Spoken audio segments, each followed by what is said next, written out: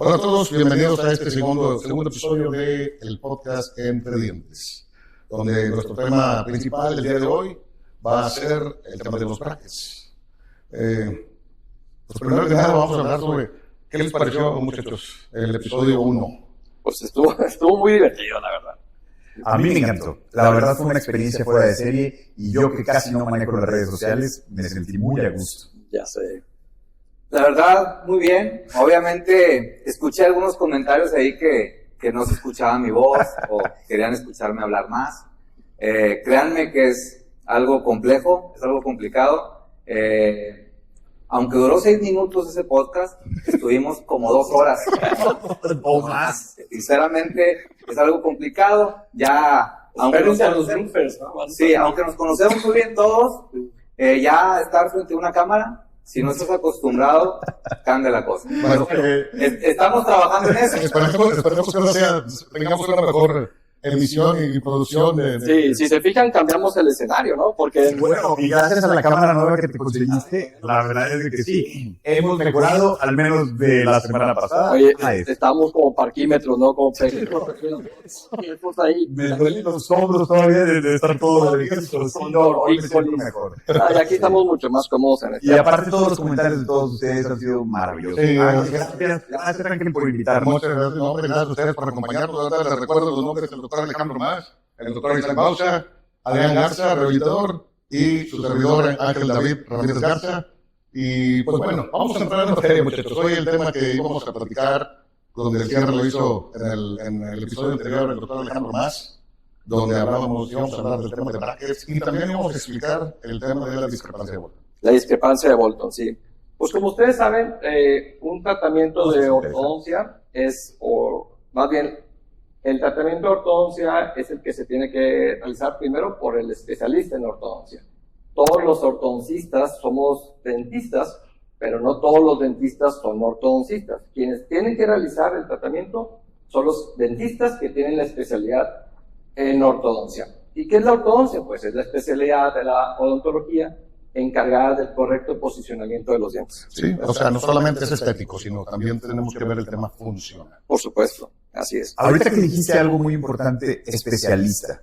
¿Se necesita una maestría para hablar de ortodoncia o de cualquier tema en odontología? ¿O es diferente? Es algo muy interesante que deberían de saber todos los demás. Bueno, nosotros somos, no sé si te tocó a ti, pero en el caso particular yo tengo maestría en ciencias odontológicas con especialidad en ortodoncia. En ortodoncia, así es. Tenemos la maestría en ciencias odontológicas y aparte la especialidad en ortodoncia. O sea que la maestría no sirve más que nada para dar una clase y hacer investigación.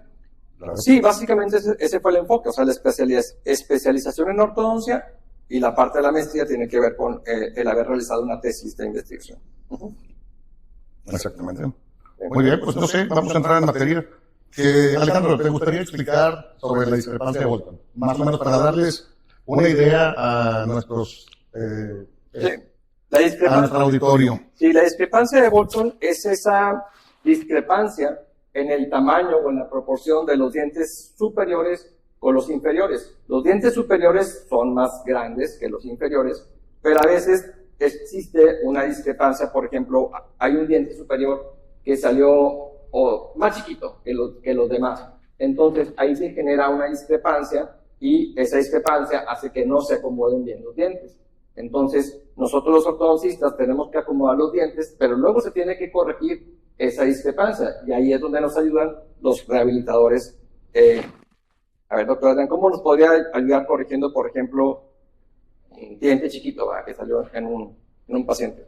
Obviamente, para hablar de tratamientos, podemos entrar en algo muy, muy grande, ¿sí? O sea, no hay en sí como que un tratamiento exacto, puede haber varias maneras de manejarlo. Cada uno es individual. Así es. Definitivamente no son... Pero, por ejemplo, en lo personal me gusta colocar algo provisional que le pueda aguantar al paciente todo su tratamiento de ortodoncia. ¿Para qué? Para que el ortodoncista ya tenga una idea con qué tamaños, con qué anchuras va a trabajar y que sea muy similar a la restauración final, ¿ok? Porque si dejamos esa pieza así, no sé si les ha tocado algún caso a ustedes, puede ser que 1/2 milímetro, 1 milímetro ya es mucho, entonces puede proyectar el paciente ya una desarmonía en sus dientes. Así es, por ejemplo, si tenemos un diente chiquito, como bien menciona el doctor Adrián, pues tenemos que estar acomodando los dientes y batallando en espacios muy pequeños. Tenemos que ver después el perfil de emergencia de las restauraciones para que sea lo más estético que se pueda. Entonces, qué mejor, como sugiere el doctor, que antes de iniciar el tratamiento de ortodoncia se hagan unas restauraciones provisionales, independientemente de qué material se use, y luego ya se hace el tratamiento de ortodoncia y al final, al finalizar el tratamiento, ya el doctor... Aquí también, también hay que apuntar algo. A ver.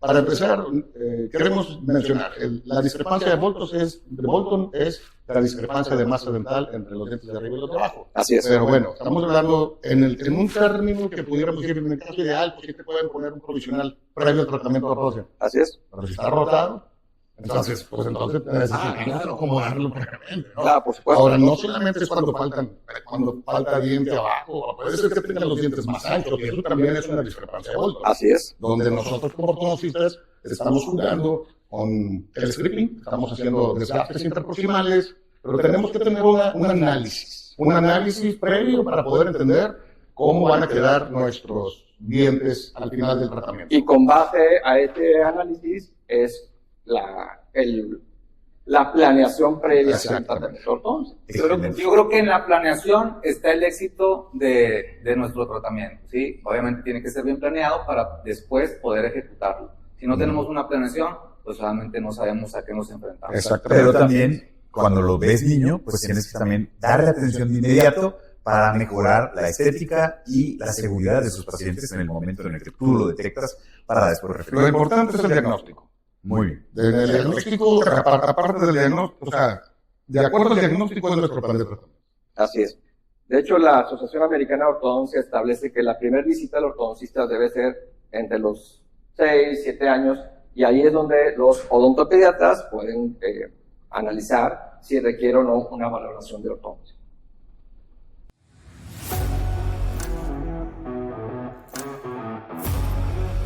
O sea, estamos tratando de... Como les comentaba, doctores, en la sesión pasada, veo muchos pacientes y refiero a ortodoncia, ¿sí? Como mencionábamos, multidisciplinariamente, y refiero mucho a ortodoncia. Entonces, al referir, muchos pacientes me preguntan, oye, doctor, ¿cuáles son los brackets ideales? ¿Alineadores, brackets convencionales, autoligables? Les hago esa pregunta a ustedes. ¿Ustedes cuál cree que sea la mejor opción o el ideal? ¿Empiezas? ¿Quieres contestar o contesto? Bueno, y también estaría padre que dijeran en qué tipos de edades es el tiempo ideal para iniciar, porque la audiencia luego no lo sabe. O sea, realmente los pacientes creen que desde los 6, 7 años ya les pueden poner brackets. Así es. Bueno, realmente el tratamiento de ortodoncia básicamente lo podemos dividir en dos grupos, con brackets o sin brackets, ¿verdad? Con brackets hay muchos tipos de brackets con ligas, sin ligas, o sea, es decir, brackets autoligados, brackets linguales, y está otro grande grupo que es la ortodoncia con alineadores, ya con unos plásticos que son los que mueven los dientes. Respondiendo a cuáles son los más indicados, pues depende Tiene sus ventajas y desventajas. Así también, es. ¿verdad? No sé, bueno, al menos yo te puedo decir mi experiencia, ¿no? Me gusta, si me preguntas, ¿te gustan los brackets autoligables? Sí me gustan. Tienen sus ventajas, sí son un poco más rápidos porque generan menos fricción, ¿sí? El bracket autoligable tiene como filosofía similar a los brackets normales, ¿no? Entra en el bracket del alambre, que el alambre es el ajuste, ¿sí? Entra el alambre y tiene una tapita donde la cerramos, y entonces ese tiene 2 puntos de contacto nada más, por lo cual genera menos fricción. A diferencia de los brackets con liguitas, ¿sí? Con la liguita tú le pones el alambre, le pones la liguita y eso abraza lo que es el alambre y genera un poco más de fricción. Por eso el tratamiento es un poquito más lento.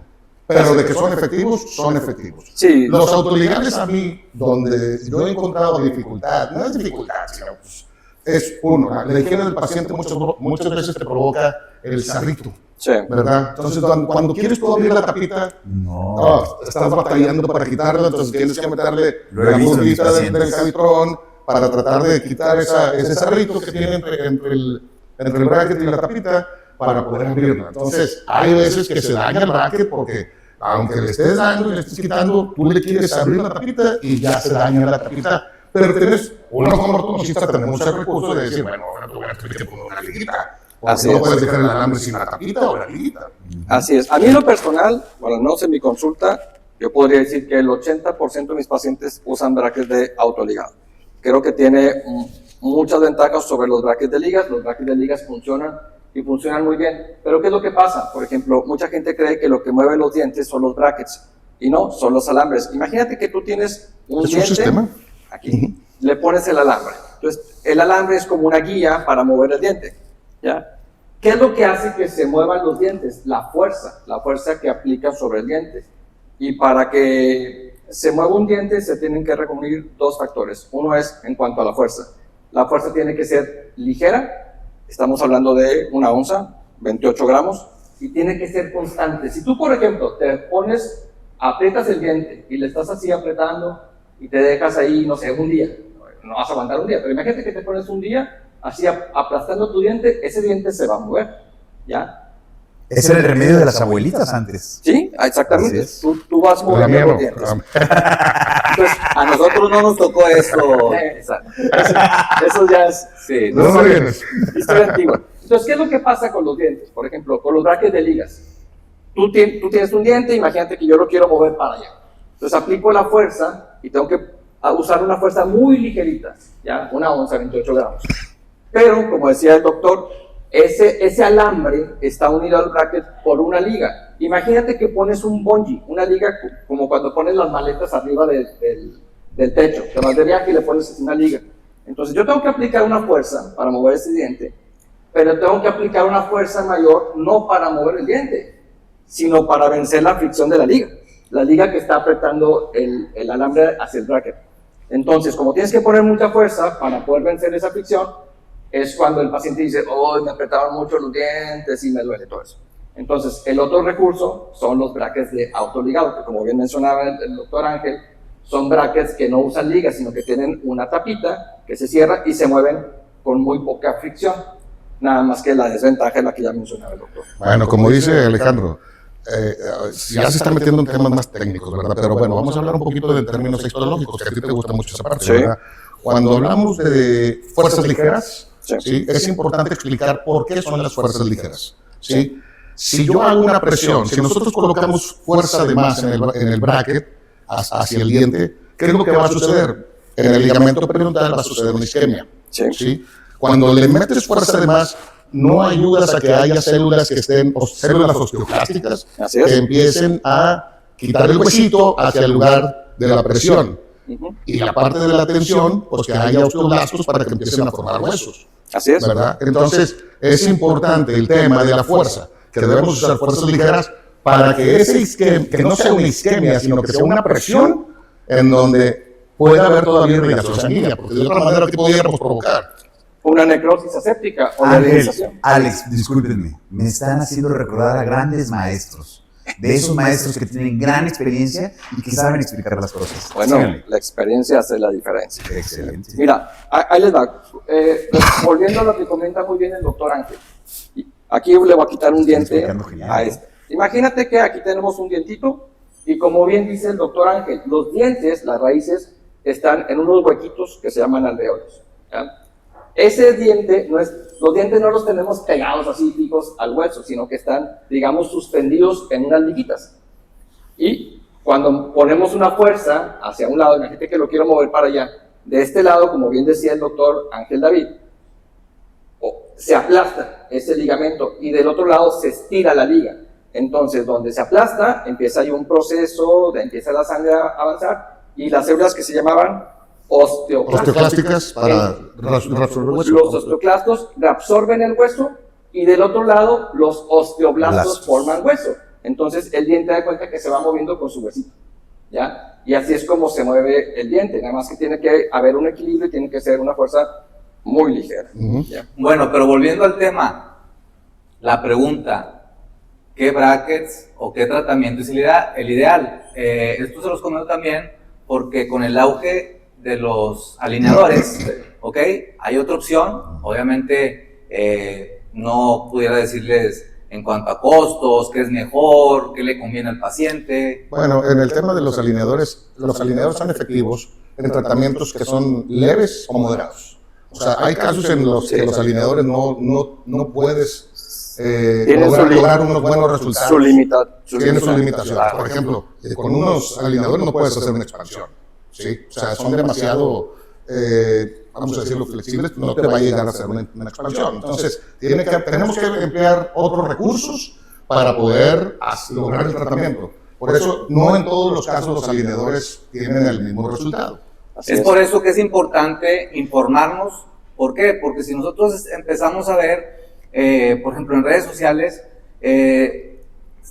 para todo quieren utilizar alineadores. Si al paciente le duele la cabeza, pon un alineador.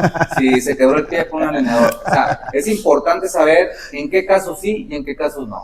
Ahora, es muy importante un concepto que se llama variación biológica. Es decir, no todos los pacientes son iguales.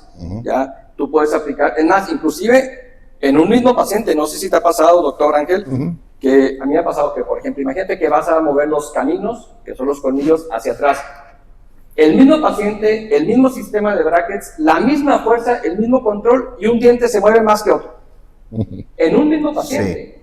Cuanto más en pacientes distintos, los resultados pueden ser diferentes. Sí, aparte, digo, los alineadores son una gran solución para casos ideales como pequeños movimientos o alineación. Pacientes con problema periodontal, ¿verdad? Que son fuerzas, pequeños movimientos, y aparte el tema de la higiene, pues te ayuda es mejor. Mucho más sencillo. Así es. Ahora, volviendo al tema que dijiste, pacientes con problema periodontal, ¿es factible colocarle tratamiento de ortodoncia a un paciente con un problema periodontal? Siempre y cuando la enfermedad no esté activa. Es decir, que esté dado de alta. Que esté controlado, ¿verdad? Que esté en control. Y también, pues, obviamente hacemos la consulta interdisciplinaria con el periodoncista para que también él nos pueda decir, oye, ¿sabes qué? Si está listo para ser tratado o no, espérate, todavía no termino. Claro. Con la fase de la periodoncia. Esa es la importancia de la odontología multidisciplinaria. Hablando un poquito de eso, pues la fase higiénica de que implementamos los dentistas para ellos. En el caso mío, que soy un principal referidor de ustedes, en donde los odontopediatras formamos la parte higiénica previa, la parte preventiva, colocándoles un sellador antes de que inicien con la ortodoncia, y dándoles las técnicas correctas de cepillado, utilizando cepillos de cerdas ultra suaves, como un ejemplo Curaprox o Oral-B, que tienen cerdas ultra sensibles. Aunque sea comercial, digo, ojalá los vean, los de Curaprox y de Oral-B. Pero mira, para cerrar, por decir esta parte, ¿verdad? Porque vamos a ir ahorita una pausa. Eso, por ejemplo, cuando nosotros estudiamos en el posgrado, me encantaba a mí cuando teníamos el curso multidisciplinario. Sí, me acordé de eso, exactamente. Sí, era padrísimo porque estuvimos al mismo tiempo en todo eso. Así es. Entonces, nos tocó hacer los cursos multidisciplinarios donde teníamos que ver casos con rehabilitación, con periodoncia. Con pediatría. Pocas, a mí no me tocó, pediatría, ¿verdad? Pero sí teníamos esa intercomunicación y teníamos que exponer. O sea, un requisito para graduarte en un posgrado era que tenías que tener un caso multidisciplinario. Terminaron un caso a mí me tocó uno de ortodoncia, obviamente, con periodoncia, donde hicieron alargamientos de corona y rehabilitación. Yo tuve, le voy a decir, ¿verdad?, con el doctor Omar Elizondo, tremendo periodoncista, amigo mío. Buenísimo. Yo tuve el curso, el caso multidisciplinario fue con él y fue un caso muy bonito, ¿verdad? Sí. Fue algo muy padre, ¿verdad? Entonces, pues esa fue nuestra experiencia en cuanto cuando fue nuestro posgrado, ¿verdad? Entonces, pues vamos a hacer una pausa. Yo creo que es importante darle un seguimiento a nuestro paciente.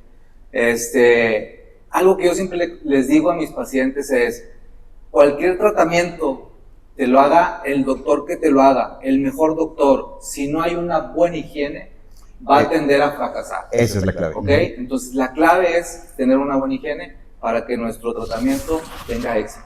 Y aparte nosotros nos damos cuenta, por ejemplo, hay pacientes que no se cepillan bien, y a lo mejor el día de la cita llegan con los dientes bien limpios, pero con la encía inflamada. Así sí, es. O te dice, me los lavo 5 veces, pero si no te los lavas de la manera correcta, No, pues, no, como ni si- un es efectivo. Nomás para que huela. Así es. Así es. Bueno, vamos a hacer una pausa, ¿verdad? Ahorita volvemos. Salud.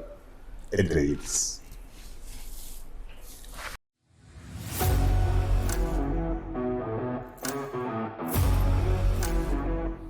Muy bien, doctores, ya nos hablaron de los brackets convencionales, de los autoligables y de los alineadores.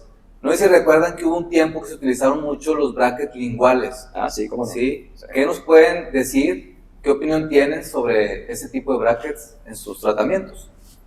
Pues en su momento tuvieron mucho auge porque lo que la gente buscaba era que no se vieran, ¿no? O sea, entonces la alternativa estética era ponerlos por detrás, es decir, por la parte lingual.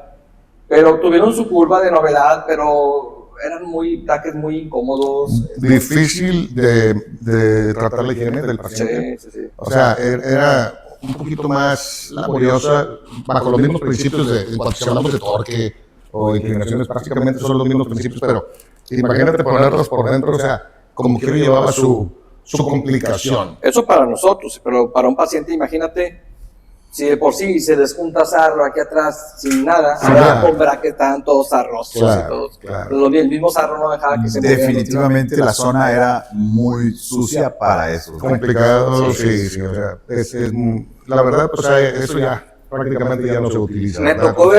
tocó ver a mí varios pacientes con ese tipo de brackets y me llegaron algunos pacientes, obviamente referidos por ortodoncistas, y me di cuenta que observaba en esos pacientes que algunos presentaban exposición de raíz. No sé si haya sido por el mismo tratamiento de brackets o la técnica, no sé. ¿Les tocó ver algo por el estilo? A mí no me tocó, pero quiero pensar que es por la Higiene. aplicación de las fuerzas. Sí. O sea, el vector es distinto, no es lo mismo por afuera que por dentro.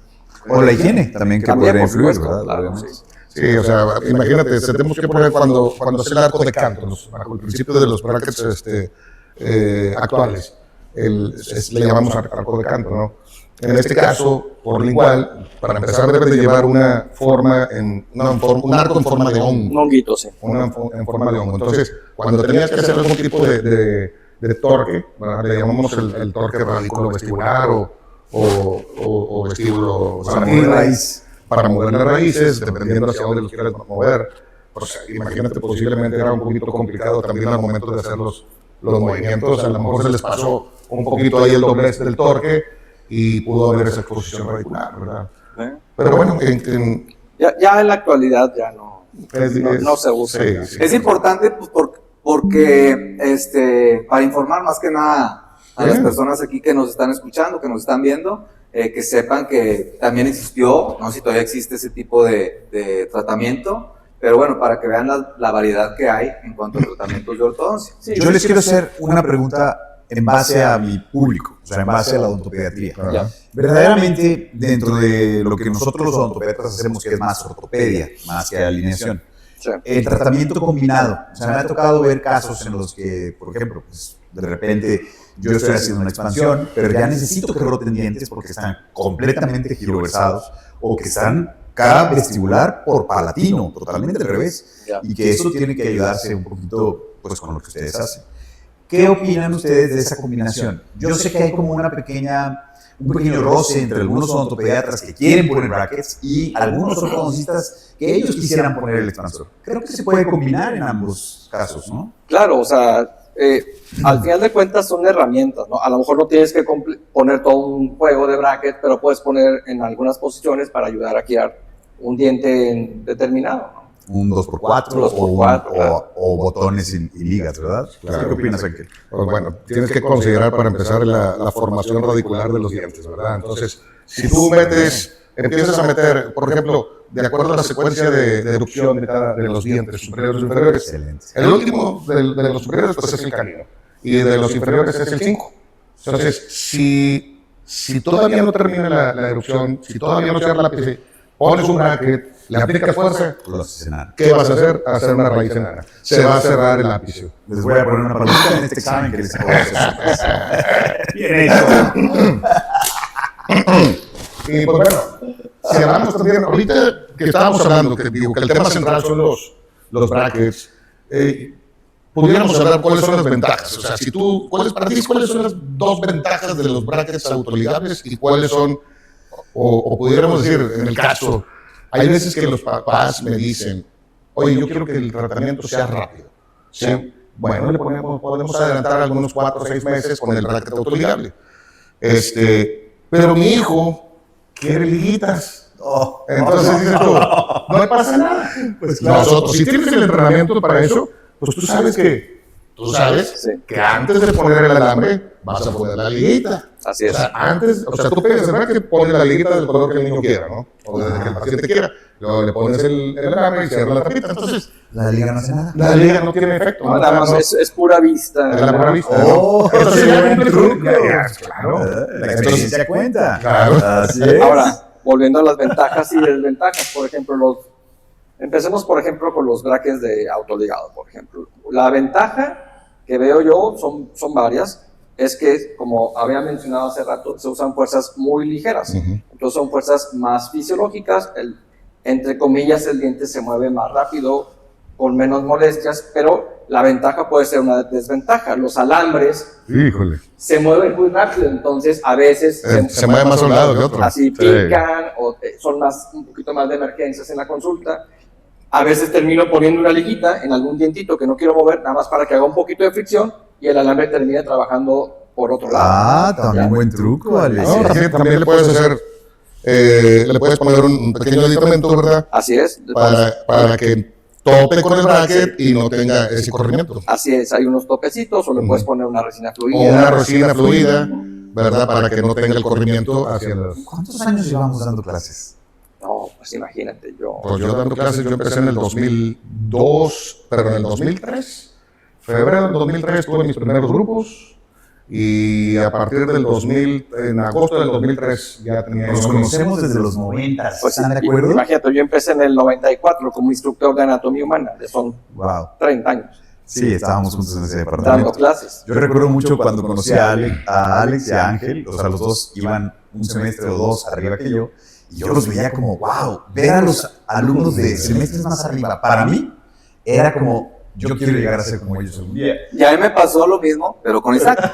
Isaac iba arriba que yo, como por 1 o 2 años, y también lo veías. Inclusive recuerdo que tú me ayudaste ¿A tu examen? a un examen. O sea, te di una guía en cuanto a tu examen profesional que te tocó con odontopediatría, con el gran maestro y súper excelente persona, el doctor Adrián Alvarado Gaona. Bueno, Fue sí, una institución en esta materia de la ortopediatría, a quien le agradezco mucho parte de lo que yo soy. Y yo te recuerdo como alumno, o sea, como maestro decía, excelente alumno, Isaac. No, y ustedes como guía, se los juro, yo recuerdo mucho, o sea, Ángel, una personalidad carismática, lo seguíamos a todos lados, nunca tuvo miedo en el fútbol americano, estábamos en todos los eventos, una vez ayudamos en una catástrofe, si mal no recuerdo, Sí.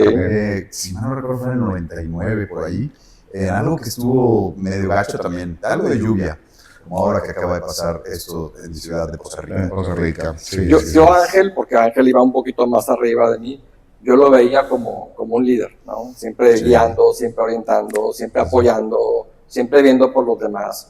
Bueno, más o menos me acuerdo para tener en contexto también lo que, cómo nos conocimos, ¿verdad?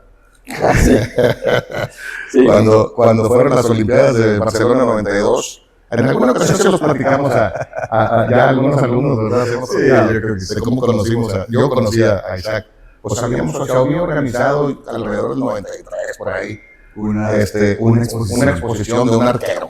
De Olimpiadas de Barcelona. El que prendió el pebetero, claro, el que prendió el pebetero, ¿verdad? Y entonces en esa ocasión me acuerdo que pues, todo lo que le tiraba, le atinaba. todo le ponía Una moneda. ¿verdad? Una moneda, Sí. hasta que dijo, ahí fue donde conocí a Isaac, ¿verdad? Entonces cuando dicen, oye, alguna persona que quiere ponerse esta manzana en la cabeza, ¿verdad? Y Isaac no fue y se puso, ¿verdad?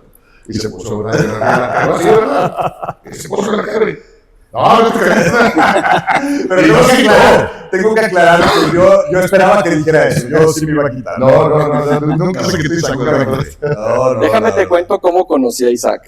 Yo estaba de instructor y en ese entonces estaba el Mundial. ¿Te acuerdas del Mundial? El del 94. Del 94. Así es. Y entonces Yo iba arribita Con la ahí. doctora Nelly Con Durán, la- eras instructora de la doctora Nelly Durán, después yo seguí tus pasos. Así es. así es. Excelente, doctora. Entonces, ¿se acuerdan que acababan de inaugurar la canchita de fútbol rápido? La que está ahí. Sí, hacia atrás de la cafetería. Así Ajá, es. sí, La sí. acababan de inaugurar y se armó un torneo de fútbol. Muy padre. Entonces mis compañeros me dijeron, oye, vamos, armamos el equipo y nos faltaba un delantero.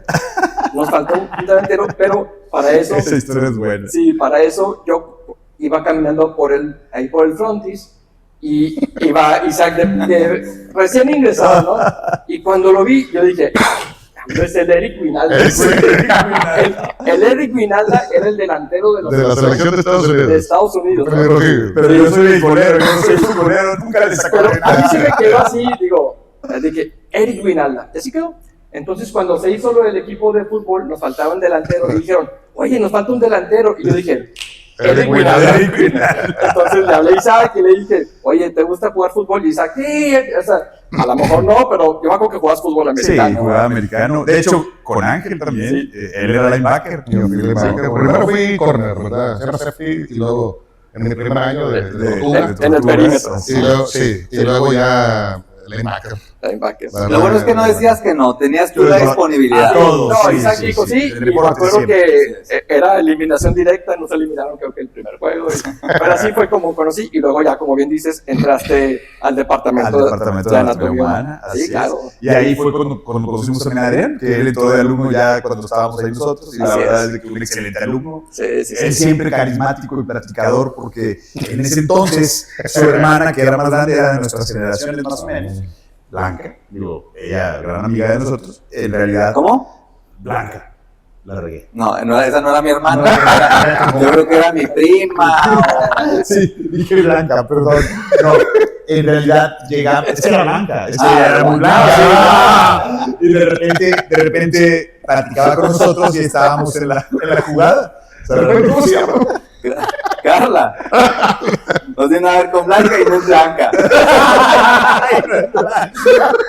Esa perla. Esa perla. Así es como nos conocimos. Sí. Realmente algo muy Y interesante. ahora qué gusto compartir las aulas, Sí. ¿no? Qué gusto compartir la docencia con tantas generaciones ya, ¿no? Sí, digo, el tema de brackets, pero creo que terminamos diciendo lo que somos. Puros divertidos y puras Hablando de cosas. fútbol. Hablando de fútbol y así. Sí, sí, sí. Pero bueno, en términos generales, yo creo que de este tema de los brackets, pues sí, pues ya un poco más de información, ¿verdad? Dimos un amplio panorama, ¿no? De cómo funcionan los aparatos, ¿verdad? Mira, al ¿Listo?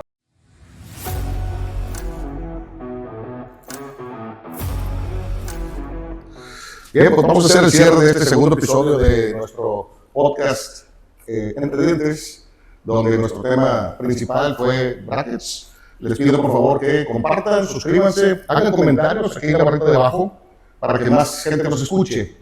Compártanlo, ¿sí? Entonces, pues a todos, a los tres les doy las gracias, ¿verdad?